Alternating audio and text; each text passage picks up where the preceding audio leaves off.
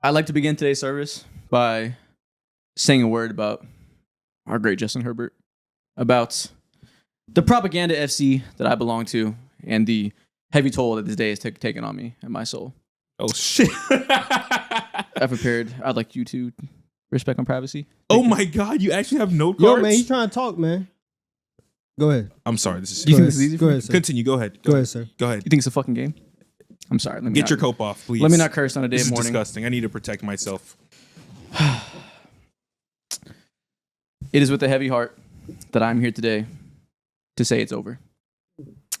The Justin Herbert haters, they've won. Here lies the hopes and dreams of Herbert FC. This is not a day of cope. This is certainly not a day of not his fault.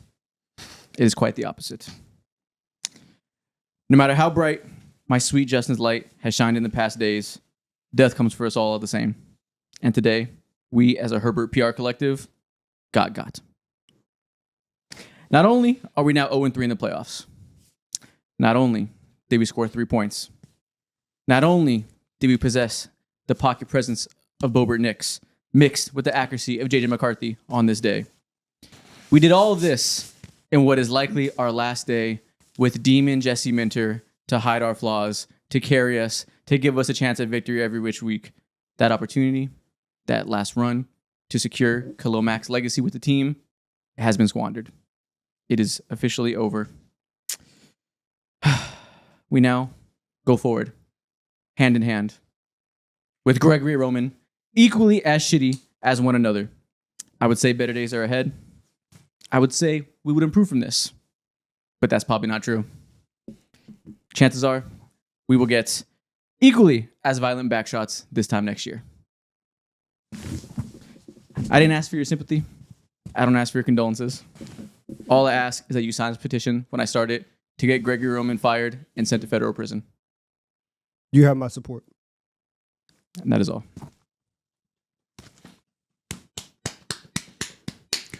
Regardless of the fact, y'all are fucking disgusting. That was shitty as hell. I'm not going to lie to you. On every fucking front. Now, it was disgusting. Let's talk about it real quick. Oh, we got to talk about it because that's crazy. That's 3 points is ridiculous. 3 points is crazy. Now, mind you, I can't talk. I can't talk too much either. But we do have to focus on. Let's focus on him right now. Let's focus on him right now. Let's start with it. Now, what makes it feel better is that, you know, when it comes to how you guys are going to lose, you basically already told the future. We all knew that the O-line was terrible. We all knew that Herbert was going to be fighting for his life, regardless of the fact he's still playing with one arm. Everyone fucking forgets, and we knew that you can only go so far with the current construction of your team. So I'm sure you had that practice for fucking weeks now, but you didn't expect to read that so soon, which hurts. No, I think the timing of it, listen, I think we all picked the Pats to win coming into this week. The damning part about it is you can halfway, if you squint and turn your head, find Herbert FC, you can have your, it's not his fault over the last two. And certainly I'm not going to say he killed the team. He hasn't moved in 2 minutes. He hasn't. But the Justin Herbert, I'm gonna step up and I'm still gonna be, one of those guys, even in the face of pressure, dude, is ridiculous. And even if you wanted to say, oh, it's not his fault, the offensive line is bad. The offensive line has been bad the whole year. And we've seen you put up more than 3 points. We've seen you get the ball on 1st and goal off of a turnover and score, right? We've seen these things from Justin Herbert, and those things did not happen.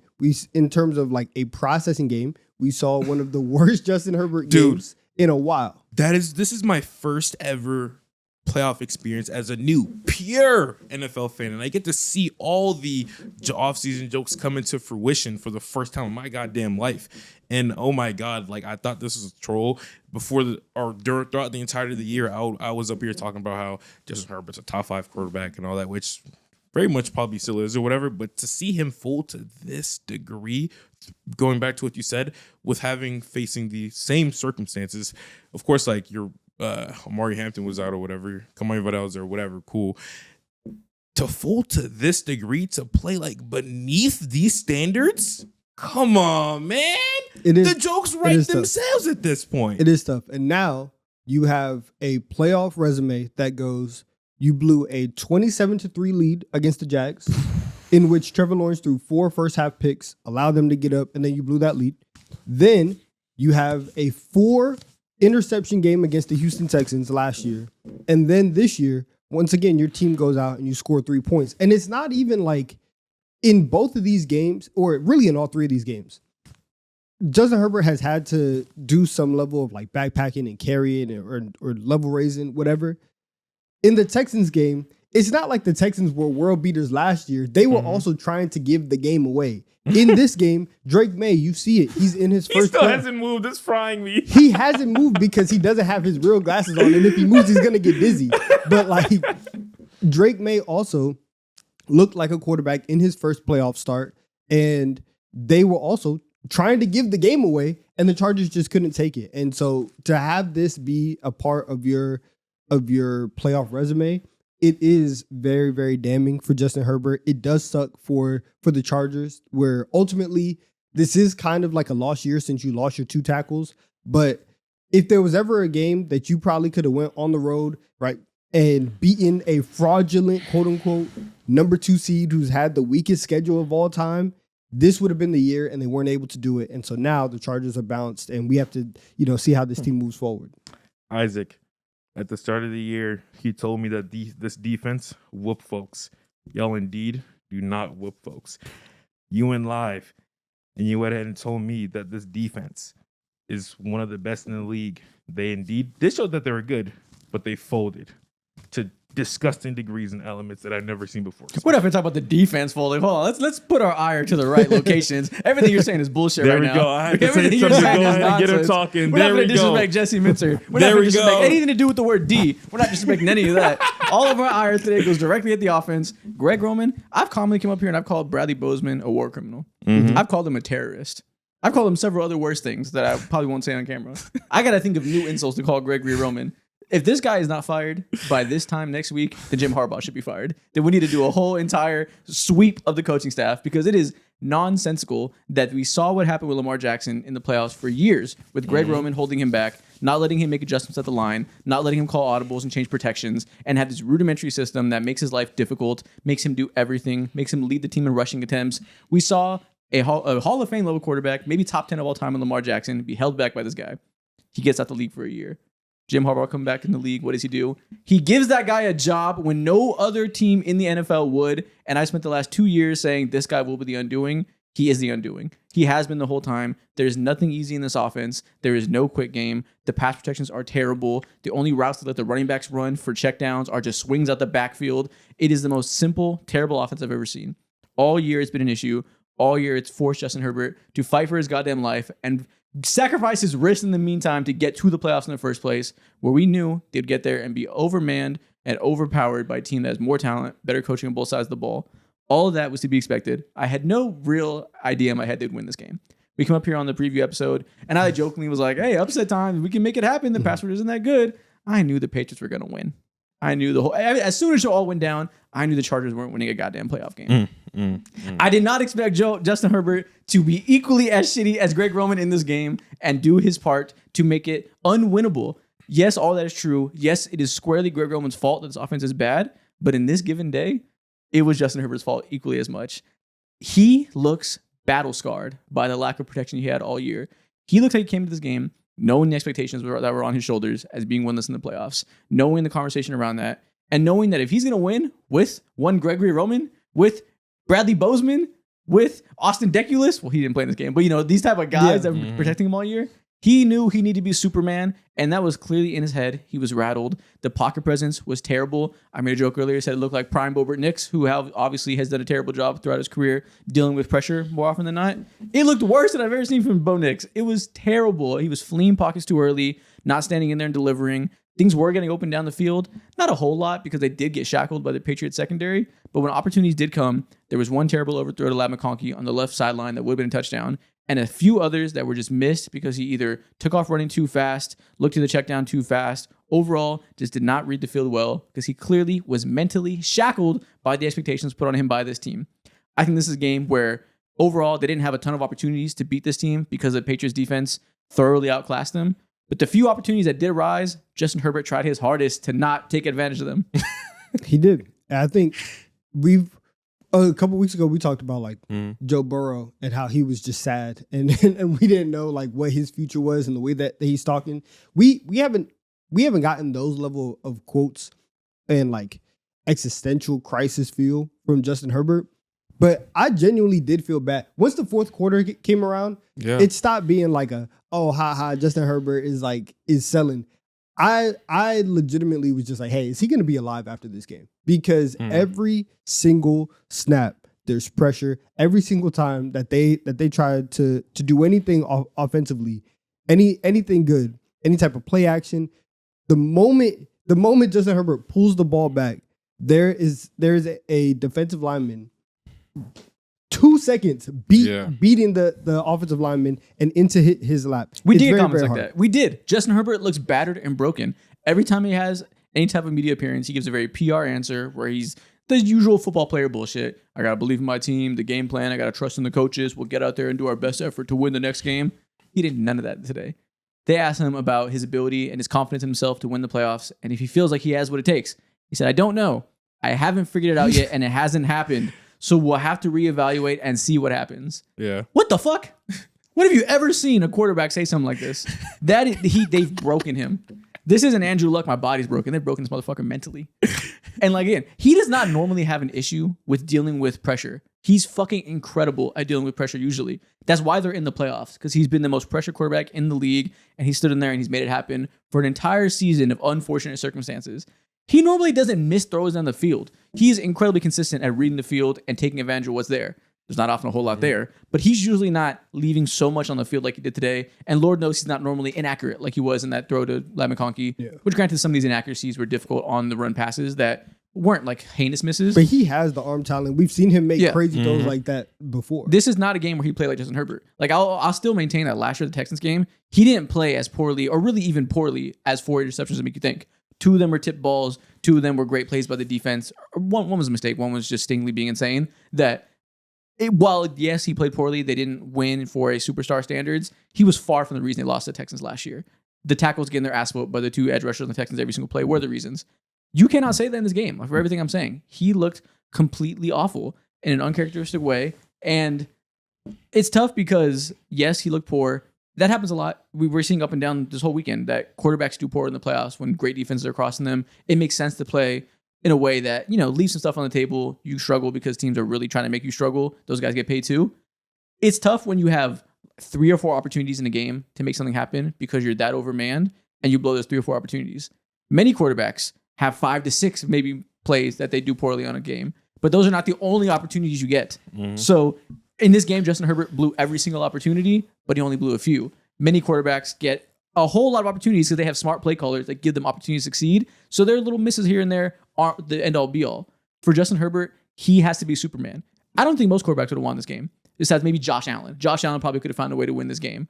He has to play at the level of Josh Allen, which he is not that quarterback. He's not the best quarterback in the world to win games. And that's just a hard combination of you need to be something you're not, but you've gotten us here thus far, so you've shown us that you can be that on any given day. And it just leads to this really tough opportunity that I see why he feels the mental burden of this and why he feels so defeated. I don't even think it's necessary for him to go out or him to be someone like Josh Allen. Can you be like your at least bare minimum normal self? Can you play to that same level to give your team at least an opportunity, a chance? Because the defense was the defense. I was trolling earlier, of course, but they did their fucking job and they tried their fucking best to hold back what Drake May was doing, and he didn't have like the greatest game either too. And I think if Justin Herbert just plays his level normal standard, I'm not going to say that they win, but they're not going out like this. That's for damn sure. Sure, yeah. I mean, if Justin Herbert played a great game, they win, of course. But it's also not even great, just normal. Can you be you? Sure, well, these normal games are great. That's a problem. But also, like, the Patriots defense destroyed them. Christian Gonzalez, the MVP of this game. The whole secondary, really, MVP of this game. The whole first half, they're on TV being, the offensive line is holding up well. They're doing their job. And normally that's a talking point that he's getting killed. They played good today. They played good today because the Patriots were rushing forward and playing heavy coverages and saying, we're going to run a man coverage straight up against you. We are going to put your wide receivers in the dirt because Christian Gonzalez and Carlton Davis are so much more talented than Quentin Johnson, Keenan Allen, Trey Harris, all these guys. They locked them the fuck up. there was plenty of opportunities to go back and also the All-22 where Justin Herbert was missing guys down the field. Yeah. But more often than not, he's going through his reads several times, looking around. Nobody's open because the Patriots realize that, yes, they've been used to dealing with this crazy pass rush all year that's getting Justin Herbert killed. They probably expect that. They're probably planning on playing that way, getting the ball out quick. We're just going to do the opposite, play a coverage-based attack, and get hella coverage sacks. That's what happened. Then the second half comes around. They decide the pressure's on. Let's finally blitz now. The second they started blitzing, Justin Herbert started getting pancaked in comical fashion. He started getting bent over like a goddamn Looney Tune. The second they wanted to sack him every play, it was insane. So, yes, it would be nice if he played to his standard. That would have made it a big difference. They probably would have won the game. There's a lot of factors here to why he played below his standards and why he's rattled from this whole season of ridiculous circumstances he had to endure. I feel that. But also, it's not like, but as we've been saying all year, it's not like it's anything new, right? If the Chargers throughout the year had a very good offensive line or just a regular mid O-line, and then you come into this game and now things are different. Now the offensive line looks the way that it has, and Justin Herbert's looking around and he's like, yo, what is this? I'm not used to this. Listen, when you're in the trenches, you get used to the trenches. And he was shell shocked by the trenches. Yeah. You know how to move when you're in the trenches. And so for him, I like even the win. I understand because again, I picked the Patriots to win this game, but 3 points is 3 points. And that's the unacceptable part, especially when you do have opportunities like that. And the opportunities from that, a lot of them that he missed. There was one specifically where he completely missed Lad just like running free. Those are the ones where had he hit those, like they probably go for touchdowns. Like they are completely game-changing mistakes that he missed. Yep. And so that's the problem that he wasn't able to. But I will to say, get so those. like yes, you've dealt with this all year and you've managed to win games. That's not so he played poorly. So I'll say that first. Like straight up, he played bad. He missed those throws. You said the idea of you've managed to win with shitty circumstances. Therefore, you should be used to shitty circumstances. A terrible argument for playoff football. This happens every year. That's why it happened last year. He's exactly good enough to carry a terrible team to the playoffs and exactly not good enough to get defeated by way better teams when you get there. Like, yes, they can beat a good team here and there in the second half of the season off of great defensive performances, and he makes just enough clutch plays in a muddied up game. That doesn't mean that's going to happen consistently in the playoffs. Like, end of the day, you get there and the best teams win. Notice this. This is the same thing as the Steelers. They're just good enough to squeeze into the playoffs for different reasons and then get their butts blown out by a much better team. Except this reason is Justin Herbert in the playoffs, in the regular season, being good enough, not good enough in the playoffs when you have nothing else around you. And but even at this point, I'm not even asking for consistency because consistency would be asking for you to do it twice. Yeah. I'm asking for you to do it once, right? I'm asking for you to do the things that you've done before and do the thing that you did last week. Right, like that's acting like he exists in a vacuum and he has to go out there and decide himself. The Patriots defense was much better on this day. Of course, but to act like there, and we've already acknowledged it. Like to act like there aren't, like there were opportunities. No one's acting like that. Yeah, there were opportunities to be had.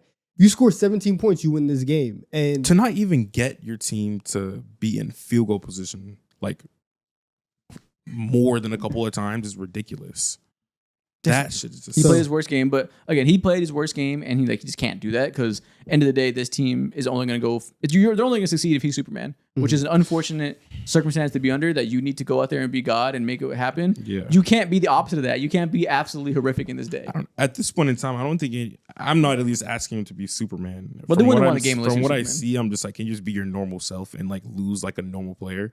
This is not a normal loss. Of course not. He played below his normal standards, but also like he's half the equation here. The other half of the equation is they got schematically rocked by the Patriots. So he would have had to play superb.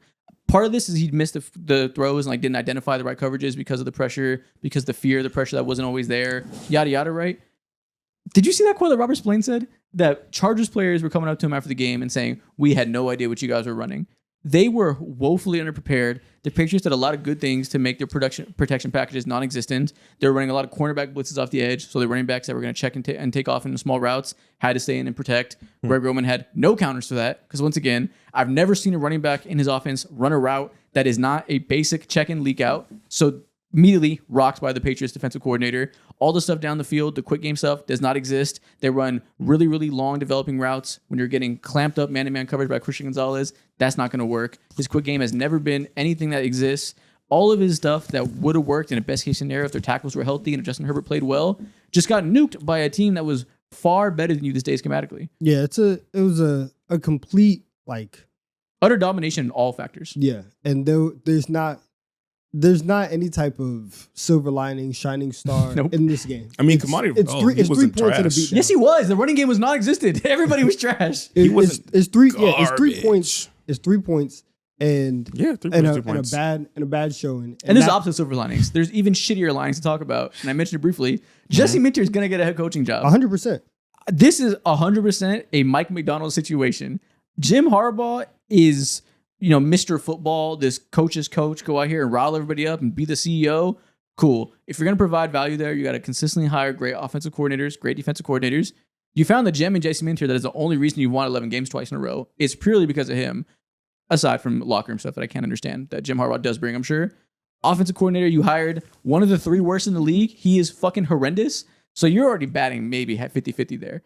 And then all the in-game game manager stuff, we were talking about on the broadcast nonstop. He did stupid subs in the fourth quarter that allowed Mike Vrabel to do defensive subs. When you do that, those defensive players can take their sweet fucking time and take off 30 seconds of the clock. He did that twice in the final drive of this game. What does Jim Harbaugh do then? Where's the value you're bringing? You better hire an amazing offensive coordinator, and that's already assuming you fire Greg Roman. And you better do a damn good job replacing Jesse Minter. If not, if Greg Roman is still retained and they do some half-ass shit like firing the passing game coordinator and bringing in somebody else to come in and supplement Greg Roman, who is the most hard-headed offensive coordinator of all time, that did not allow Lamar Jackson to change pass protection at the line, they didn't allow Lamar Jackson to slide left when he identified a blitzer on the left, Greg Roman is not going to be changed by a passing game coordinator. So unless this week really surprises me, Jim Harbaugh, I'm going to feel a lot like the Ravens fans do, letting John Harbaugh stay over Mike McDonald. These dang Harbaughs, man. It's tough. These old, outdated fucks. These conservative coaches that don't do a whole lot besides rile people up. I'm done with CEO coaches unless you're Mike Vrabel, unless you're DeMeco Ryans, and even those guys have an expertise on some side of the ball. Jim Harbaugh does not. It's okay. It's over now. No, it's not. You can fire Greg Roman. You can rest. It's not going to happen. You'll be in torture for the next few years. But I'm happy you've accepted it. Jesse Minter is going to go change the Ravens' lives, bring them back to life, make them be back in the previous throne they were on. Meanwhile, they're going to promote from within, hire their secondary coaches, DC or whatever. Greg Roman's going to stay. And I'm just going to be distraught as Justin Herbert gets murdered every single year. Get ready for 10-7, buddy.